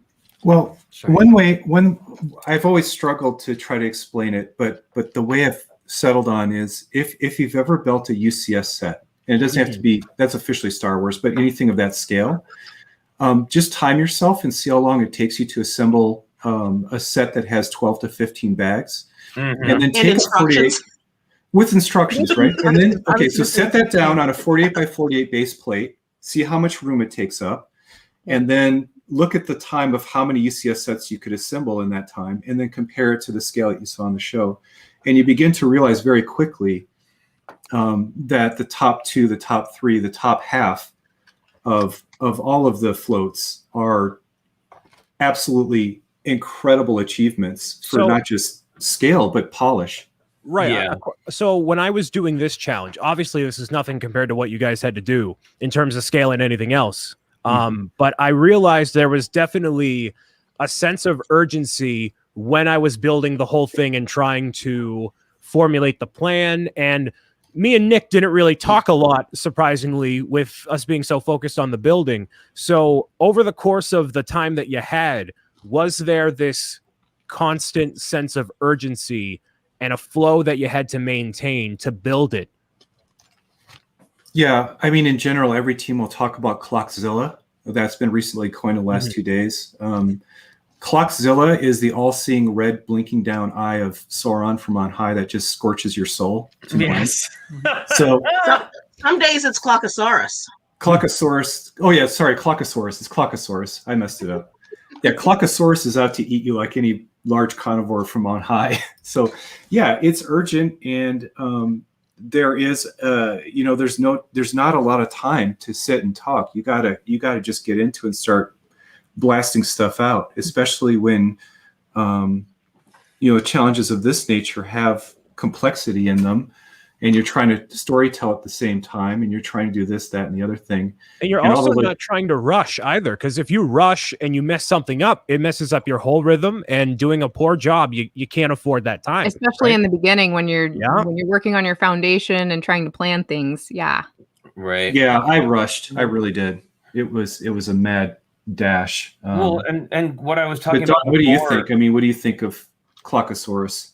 Oh, I looked at the clock way too many times. I know that. And it's just because that thing beaming down on you, it just hovers there and you can't not look at it. As much as you try to focus on what you're doing, you look up, it's like, oh, crap. We only have X number of hours left, or we have X minutes left. And I looked up and there were 5 minutes left, and I'm like, oh my. Yeah, I don't mind checking the clock. It's a good incentive to check in, because then you have to tune and readjust, because, Paris was one of the more guys who wasn't looking at the clock, and he was so deep in the zone. I had to keep checking in maybe every 1 or 2 hours and say, do we keep doing this, or do we need to change or whatnot? But yeah, and I find that, Brian, when I saw you guys doing it live, the same thing happened to our team, where somehow the speed keeps increasing and time seems to dilate and slow the closer it gets to the end. Mm-hmm. Where I'd say about half of what you saw happened in the last hour. So there were no kids on the table, there were no gifts, and there was no legs. So all we had is the robot bodies and heads done by the last hour. Well, so everything else you saw flew down on that table in the last 60 minutes. What I found myself going with this little display here, like I obviously, you have to do the structural integrity parts of it, because you want to make sure it's safe. And then I found myself going between, all right, I can do this part, but this part should come first, but I can do this more easily, but Nick is going to do this part. And like my mind was shifting at different points of what I was comfortable doing and what I could do in those moments. So was there like a unified goal between the two of you? Like, we will do this first, then this, then that, or was it more just kind of scatterbrained everywhere? Do you want to go first on that? Or? Okay, I'll go first. Sure, I'll go. Oh, you're over there. Yeah. Jack and I kind of differentiated some of the tasks somewhat. And it's like, and when one of us got stuck, we'd swap. So if it was something that just wasn't coming together, or something wasn't right, we'd take input, we'd swap jobs, and then the major part of the butterfly, we wanted to get done first. We knew we could mount it on something somehow. Right. So that's kind of how we did it, and then we worked on the base and things like that. Where some other people I know had to build up their base to do what they were doing, for the most part. What about you, Moto? Yeah, one of the things that I did with Paris early on is talk about strategy, like speed building or competitive building strategies. And one of them is kind of the way I mock build. So, I always say there's 5 stages to mock building if you want to be efficient. The first one is storytelling. Then second is structure. Then second is styling. Surface, then styling, then stickers. And for the most part, I think we did that. We spent an inordinate amount of time on the storytelling. As you guys could see from the interview process, the struggle of trying to figure out what the heck we're going to do. And then from there, it was the structure. So really creating the chest cavity, box, and head, putting most of the effort into the faces, because if you don't get on any, thing that's supposed to be interpreted as a person or an animal, if you don't get the eyes and the faces right, you're kind of at a loss. Yeah. But then after that, it was all about, once that mechanism came together and the bodies were wrapped and jacketed and sitting in place, then that was that last 2 or 3 hours or 1 hour mad dash to get the surface and the styling down, like just at a beast mode. And thank goodness there were dots and some of the elements to do that finishing detail efficiently. So you had a question, Richard? Oh yeah, there was a variety of different approaches to this on season one, team to team. I'm really curious, how much design time did you allow yourself against the clock before you felt like you really had to start building? And one of the reasons I asked that is we felt very pressured to start building, so that immediately in our own building, we might try, 20 different ideas before we settle on something. We really felt like we had to pick one of the first ideas and just go and make it work. What was that like for you? Yeah, I'll start. Just describe the motion of the arms. Paris said adding a head later on, and the body twist, that was all him. And he just started building. So yes, we definitely learned a lesson that day, and that the connection point was critical as well for the head. And he was thinking of one way to do it, but I quickly just offered up a tile built way to have it rest cleanly, to not add any friction and just smooth it. But as soon as I explained that, it worked really well. But yes, I was pressured to jump right in because I understood the scale and magnitude of the size of things we had to get going very quickly. But then to have, those trip ups and getting all the mechanisms functioning correctly was really tough. And that's why the scale of ours was much smaller than a lot of the other builds. And it looks like you might have walked back mechanisms for the second robot, right? Because they were absolutely. You noticed play that. off Yeah. each other. Mm-hmm. Yeah. Well, and then also too, I think there's something, especially when you're working with mechanics, there's a real difficulty with, if you build your enclosure first, then you have to manage how to fit the gears into that enclosure. But if you go the other way, there's the danger of it suddenly becoming way too big because you don't feel, because you're like, oh, well, I can do whatever. And then all of a sudden you have this giant thing and you're like, oh, this doesn't fit. Luckily, we were experienced enough to where he made the gearbox, and I just adjusted and wrapped it very quickly. Yep. And there was no problem there getting the arm, for example, connecting the arms in. There was a bit of a mistake on whether it should have been an axle. I was building to tune to axle versus something else. But that wasn't difficult to swap out. As long as the stuff is rotating, you can translate that. And I gave us good buffers between the core gearbox and the size of the chest to allow for that anything that needed to transition or, link up. Because, I'm pretty good on the Technic stuff converting to system. That's not a problem for me. So that was something that we got working very quickly once the gearing itself was functioning. Mating the gearbox into a chest was not a big deal because I was working on the heads and some other stuff at the time just to stay off of that until you had it done. Well, I got to say, though, even with your experience, Moto, did you ever run into something where you're like, this should be working. Why is it not working? I know this X thing works. And no, it worked. You saw it worked. It worked too well. He didn't he didn't step it down for high torque, low speed. So the minute he hit that controller, it was like, it went, and the head went, I'm off. He got, yeah, he's like blew his top. He had basically our robots had a bad motivator. So I need to go to the local. Or it was too motivated. It was extra motivation. Yeah, he's like, I think this RT unit has a bad motivator. It's just like, it's time. What about you, Don? What was for you and Jack? What was your sort of planning period versus your building period? Our planning period was very contracted, I would have to say. We also kind of felt like we needed to use as much clock time as we could to actually put brick to brick, because we knew that this had to be epic. We knew it had to be big. We knew it had to have a lot of bright colors. So, but I did start with our hub and our motor. This is going to be the inside of the body. So then I could skin it and work with all that. So we knew where we were starting from, but what we drew up on the tablet was so generic, so basic that it was like, I don't even know why we wasted time drawing it out.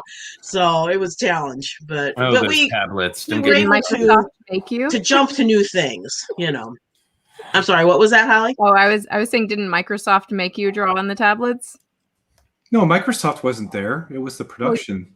You know what I mean? Like, Well, it was, yeah, but it's All still, right, it was Holly, like, stop I being think we both, provocative. I think with Jack and I, we Product both placement, right? come from the creative background with our family history. And it was scary how much we were on the same page quite a bit. I mean, good scary, I guess. But, you know, it was like, okay, I guess this is the way we're going because we're both going in the same direction.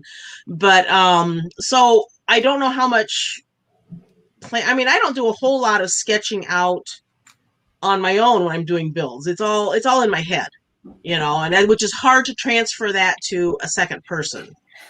So we needed to at least get a little bit on the ground, you know, hit the ground running that way.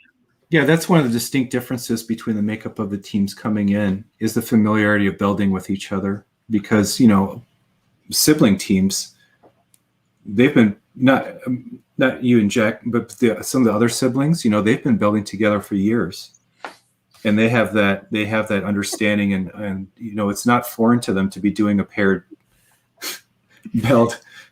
Daily Planet wants to know. Yeah, I mean, when you're twins, you're kind of symbiotic as you go. So, you know, they had an unfair advantage there. Yeah. Well, Zach and Wayne, I mean, you could see, you guys didn't know this, but Zach and Wayne's, their dragon to my left, that thing went up fast.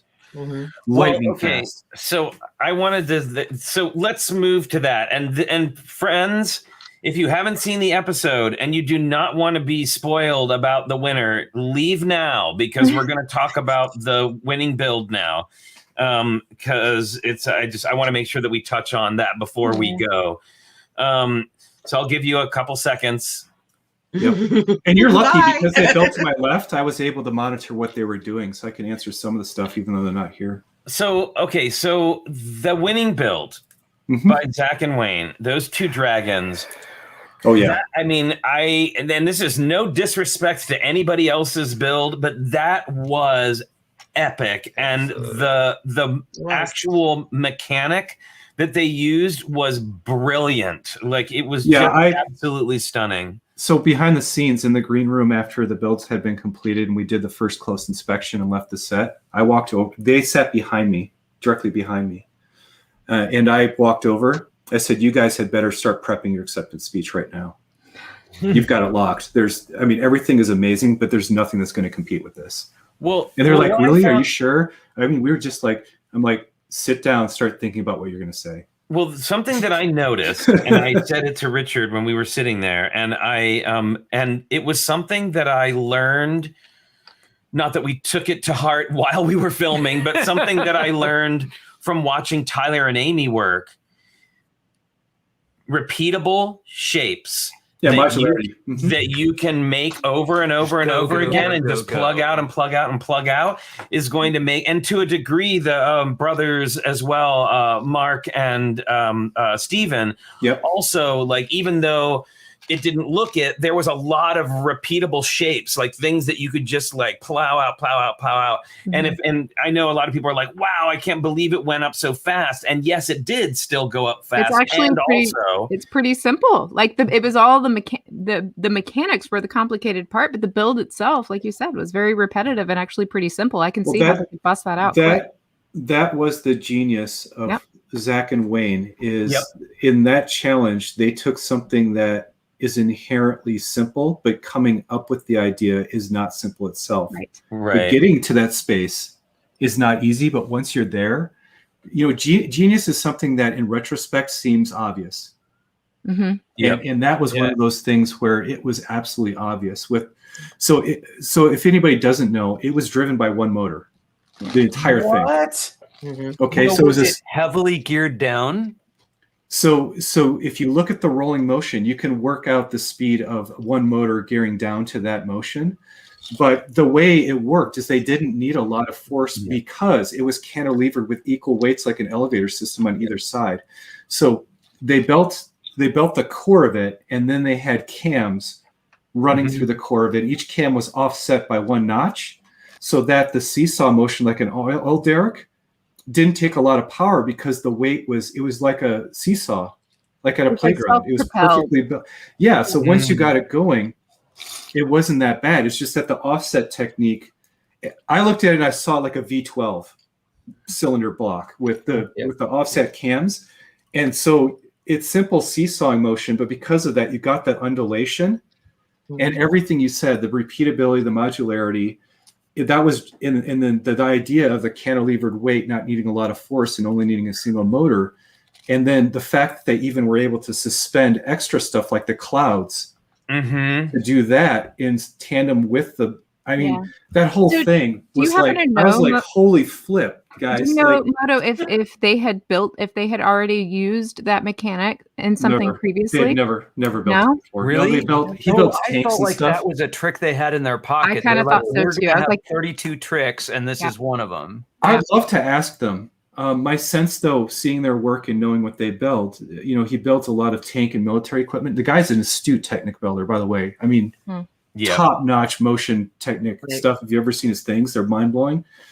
But to me, it's like this guy's talented enough to where he just sees sorrel-like mechanical structures and just does it. Maybe. Yeah, because I remember even Boone talking about with the roller coaster that he had already sort of started a prototype of that lift mechanism before he had come to Lego Masters, so that was useful. So I kind of get that feeling like some people come in with something that they've tried or done before that they can kind of reuse. It would be really smart. I'd ask them. I would. Yeah. My intuition is that it wasn't. It was that amazing brain of technic building experience that just sorreled that thing up. And if you don't know who sorrel is, I'm referring to someone who's probably the highest class of technic builder in the world. Yeah.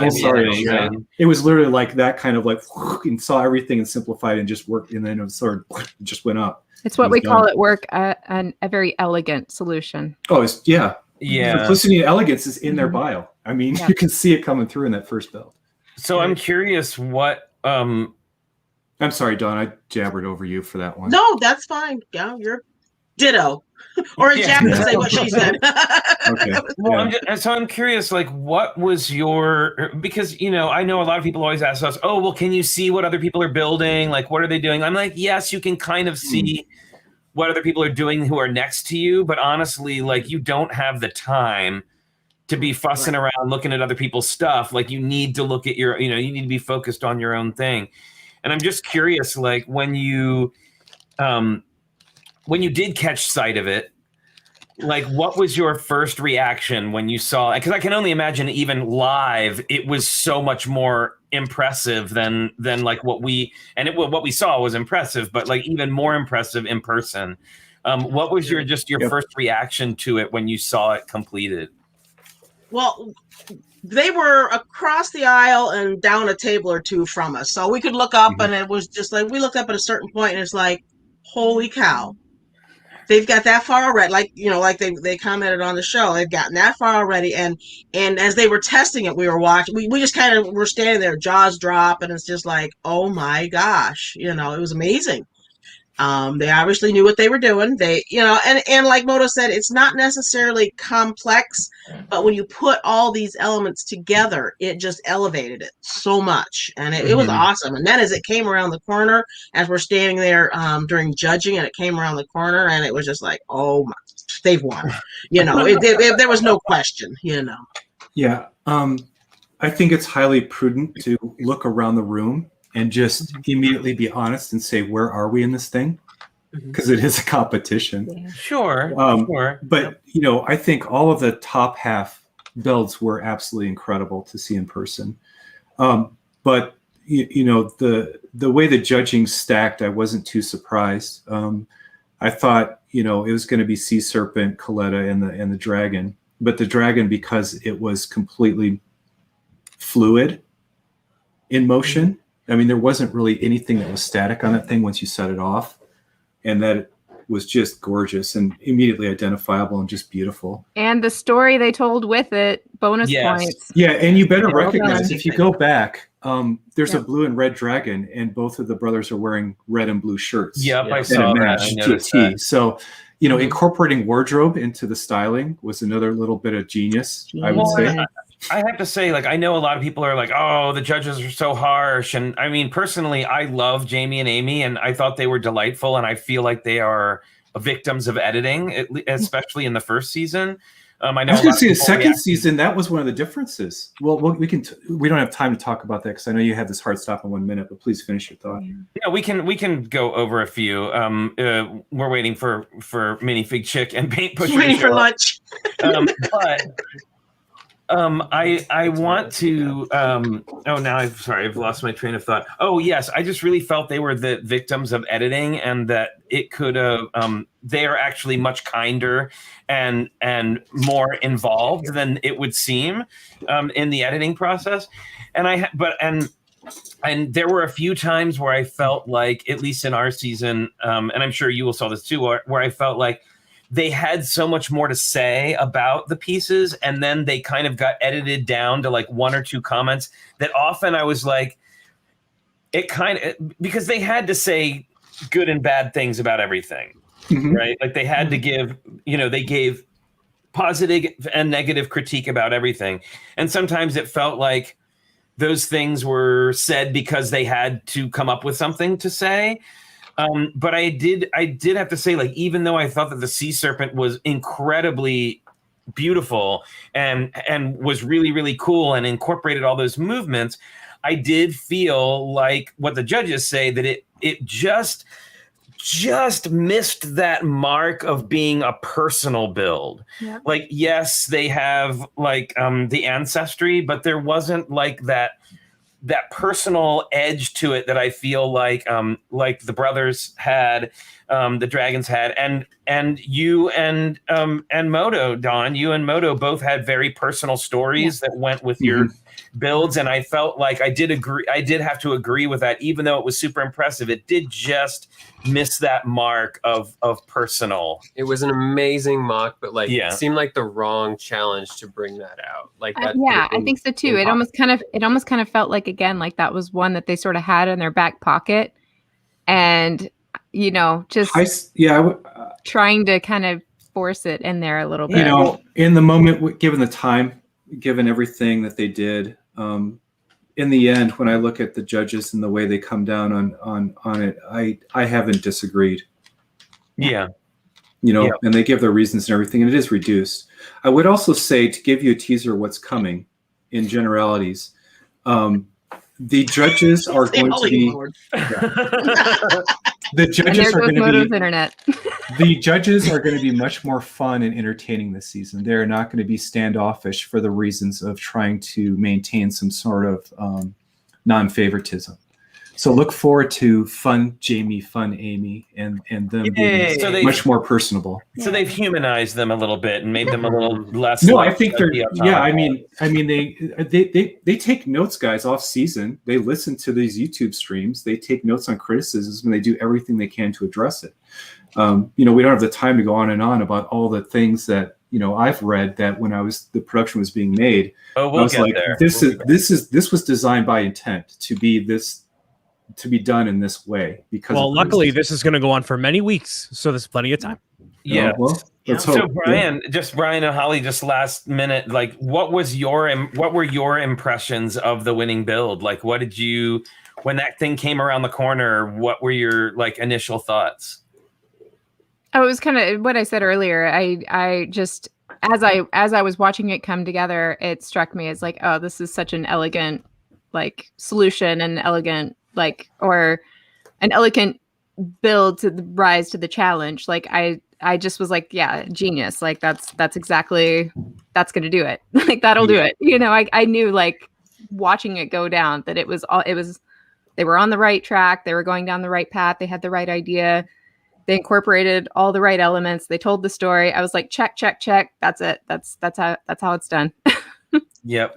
Brian, what about you? If there's anything I've learned at my time when I worked at the Lego store, I set up displays, and doing different Lego events and working with Lego directly, they love a good story. They love it. If you have a good story for your build, that's going to take you a lot further than you might think, whether it's a mock or you're displaying a set. They love it. So when I heard that story that the brothers told, I'm like, yep, there you go. It's perfect. Yep. Color coordination, every aspect of it totally fits, totally makes sense. And it was a very excellent build. So I got to ask. Brickworm mentions that that nobody went home, so everybody wins. It didn't feel that way, y'all. It didn't feel that way. I was in a bottom half team. It doesn't feel that way. It's like when we get back to this, we're going to have to lessons learned, right? And really step it up. I guess what I'm going with is like on our. So they did the same thing on our first episode. There was no they didn't send anybody home. Oh, right. Yeah, that shocked me. I thought someone was going. So just given, Yes, I did too.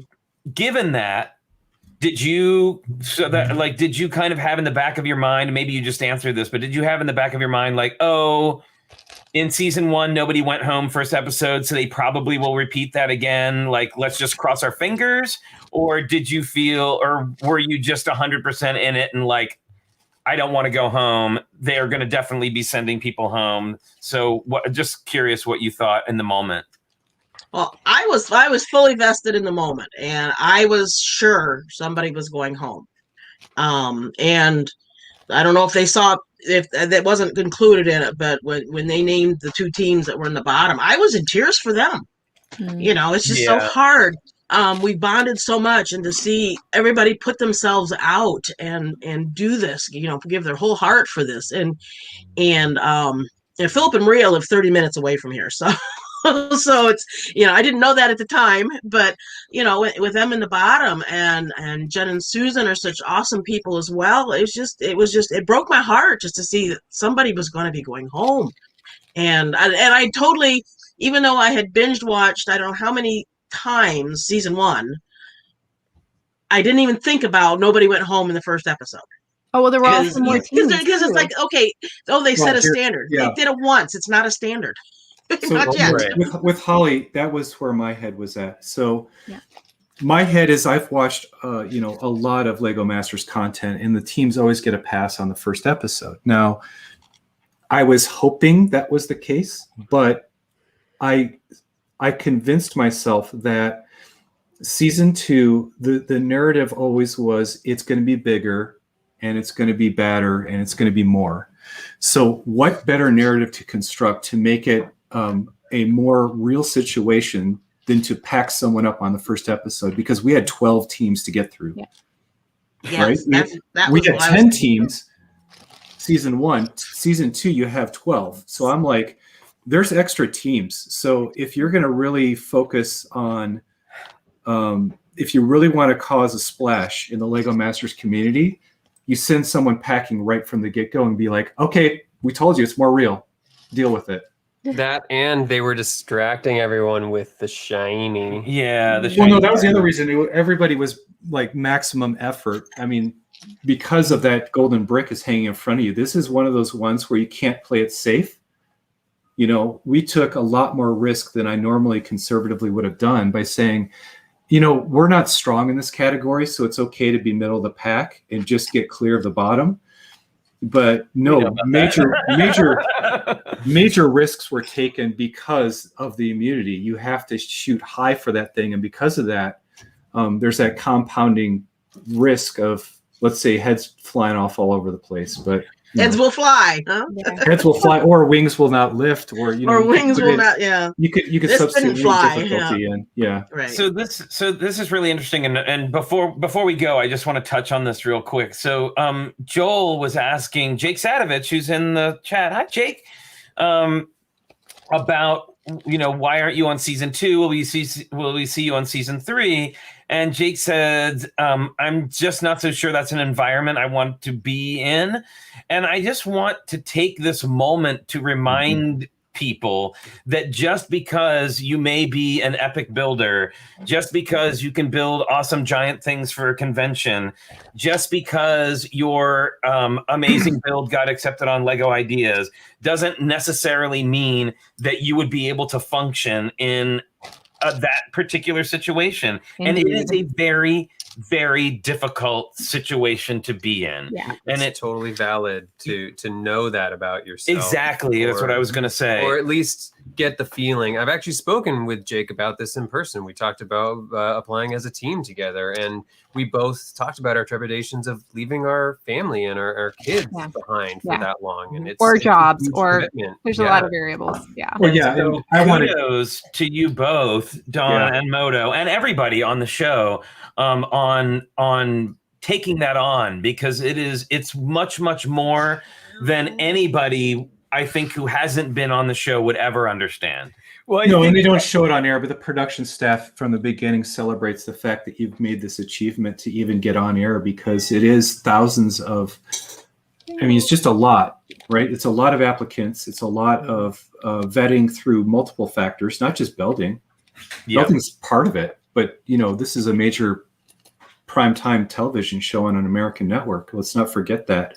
So in Dawn and I saw the struggle and the almost had it kind of situations go down, and it was heartbreaking. But at the same time, because you saw that heartbreak, I understood that the community here, the YouTube community, and then the greater AFL community would have traded places with me in an instant to be where I was. So that was the mindset when I was there building, of I've got to put maximum effort into everything I've got, because of the people that couldn't be here that would have easily traded the slot in a heartbeat. So that's kind of the way I honored. I don't know if honor is the right way. That's the purpose and mission I had. Oh gosh, that's great. So hopefully that gives you kind of an insight to my mental space of being on the show. She's back. Sorry to interrupt, Moto. That we had to. That's awesome. Had to have the special guest, our delivery person. So, I just wanted to say again. I just wanted to say, like, fantastic work from everybody, and and I feel like even the builds that maybe didn't work out exactly like the builder was hoping for them to work out were still impressive. And I know, we know what it's like to work under that kind of pressure, and that it's a whole new world. It's not like building at home. It's not like building for a convention. It is its own animal that I think, and I don't think anybody should take it for granted that they would just be able to show up and do it. Yeah. Competitive speed building is a totally different beast. Totally different. Yeah, beast. absolutely. It's got to be at least a brick a second. It's wild. So, Blair, you're gonna love some of the future. Well, we are going to. Hi. Come in. Come on, crouch in. Look who's here. Paint Pusher's here too. So, we are, and Logan is here trying to put his way in. Logan Con 2021. It's Logan Con. Logan is excited that Auntie Kara is here. All right. Down. Logan. There we go. He's very excitable. So I think we're going to take this opportunity to wrap it up here. But I definitely wanted to say thank you so much, Moto, for coming, because I know you're never here on Sundays, and it's very difficult for you to make it. So thank you. And Dawn, thank you so much for coming and joining us today. And I had made this kind of like, I had invented this thing in my head where I wanted to really wait until we had a certain number of episodes in the bag before interviewing a lot of the season 2 people, because I wanted everybody to be able to talk openly about everything. And then I was like setting things up, and I was like, Dawn's family, and she should be here on the show. And so I reached out to her last minute, and she agreed to come on. And thank you, Dawn, so much for doing that.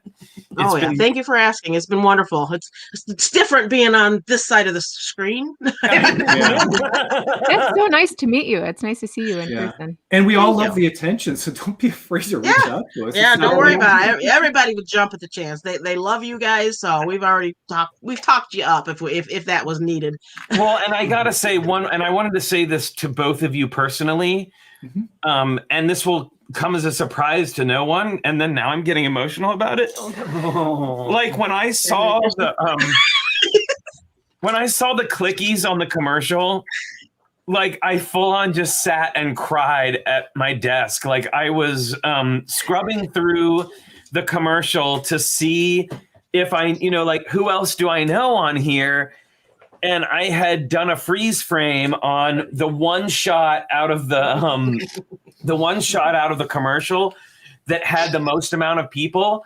And I had at that point never seen a picture of Dawn. I had no idea what she looked like. Well, you didn't believe me, remember? Because I told you. I said, Miss Slobrickta's on there. And you were like, what? No, who? Where? And we started going through all the like. And then I looked. I was like, oh, look, there's a lady. I love her hair. That was my first thought. I love her hair. Just so you know, I have a fantasy that one day my hair will go completely white, and I'm so excited for that because that happened for my grandpa. And I was like, oh my God, she's got the most amazing hair. And then it was like a freeze frame, and I just noticed this little hit of orange. Like my eye was like drawn to it immediately. But that's a clicky. That's a clicky. The fact that you guys. Well, Flynn, did you find the fifth? Did you find the fifth tricky lugger in the episode? I don't know that I did because I was just looking at all the builds and everything. But you please feel free to tell us. Paris and I both have a clicky. Oh yes, I did see that. Sorry, yes, I did see that. You've got Dawn, myself, her clicky, my clicky, and Paris has a clicky as well. And by the way, the entire cast got clickies. I'll let you know. So here's a fun story. I know it's late, but because we had a week of quarantine, I purposely, before I left, I put together 24 clickies. And as a gift to all the cast members, once it was announced that we were on the show, I went around with a personalized note and gave every single member a clicky to take home with them. And then I also built a little Motobot with Parsons assembly help. So every single cast member got a Motobot, and there's Dawn's. Yeah, but these, I'll never make instructions, and I'm never going to talk about how they're assembled because they're an exclusive build just for the cast members of season 2. Yay. They don't travel well in the suitcase. I had to take pictures before I packed them, and then I had to reassemble when I got home. There's going to be some behind the scenes with these guys featured. I saw somebody ask what clicky is. So clicky is a kind of a long-running joke on our stream. We were joking about Clippy, remember the paper clip that used to be on Microsoft Word that would always annoyingly come on and ask if you needed help. So we kind of like put eyeballs on a brick separator and it became Clicky. And now Clicky is kind of like a permanent part, sort of like a unofficial mascot of the TrickyBricks build and chat. He's our focus puller. And so to see you guys shout out the show in that way, or like shout out Tricky Lug in that way, was just beyond meaningful. And I felt like we were there with you. Well, also dots bracelets are a huge thing. Dawn more than me, but you always see me having a dots bracelet on it every time as well. Yep, me too. Absolutely. I lent her some helping hand to make sure that her bracelet made it through production. Yes. Well, again, thank you all for coming today. Thank you, Brian, for dropping in and giving some opinions, and Holly, thank you as always, and all of our guests here. Wow. In the studio, which is also very emotional. And I still can't process Blair sitting next to you. I'm able to. And I just every day think about how lucky we are to have gathered this amazing family that we have around us, and that includes all of you. So thank you, everybody, for coming and showing your support and showing up every week and listening to us gab. And just I'm so proud of what we've all created together. So thank you for that. And I'm going to stop now so I don't just completely lose it. But so thanks everybody so much for coming today. We will be back on Wednesday. Well, one of us will. Yes, Richard is gone again, but Holly will be my special guest host on Wednesday. And we have a very special guest coming, y'all. I'm super excited about it. Allegedly. Allegedly? Oh, is it still an allegedly? I mean, he's committed, but we have to make sure we can get the link to him. Okay. Well, allegedly, can I say allegedly? Like, allegedly, we will be having Joel Baker, who is a concept artist at Lego and has done a ton of concept art for Friends line and a bunch of other things that you know. So he actually is going to have a very different take on what it's like to design a Lego set. Now, we've of course spoken to a lot of like actual build designers. And this is actually somebody who starts a little closer earlier on in the process. So it'll be interesting to have a chat with him. If you are a follower of our Twitch stream, I have a project I'm working on this week. So I'm being pushed forward in the train a little bit, and I will be appearing a little bit later. I'll be taking the 5 to 7 slot this week rather than the 3 to 5. So if you're following the Twitch raid train, I'll be on from 5 to 7 instead. And then Wednesday here with Holly and Joel. And Friday, we have our Rainbow Build Challenge slideshow. It's been going really great on Instagram. Oh my goodness. Like, there's so many amazing rainbow builds. So don't forget to get those in. A reminder, awesome, Dawn, very cool. And a reminder that after that, starting this Friday, you'll be on your 2-week Liz seed part challenge.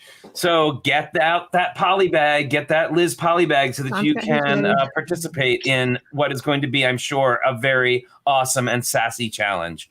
So don't forget to pick that up. And then next Sunday, we will be back breaking down episode 2 of season 2 of Lego Masters. And hopefully we'll get some other contestants on to talk about that experience as well. So thanks everybody so much for joining us. And until next time, don't forget to stay safe, stay healthy, wash your hands, wear that mask if you still need to and where you need to, get that vaccine as soon as you can, and we'll see you next time. Bye everyone. Bye, everybody. Bye.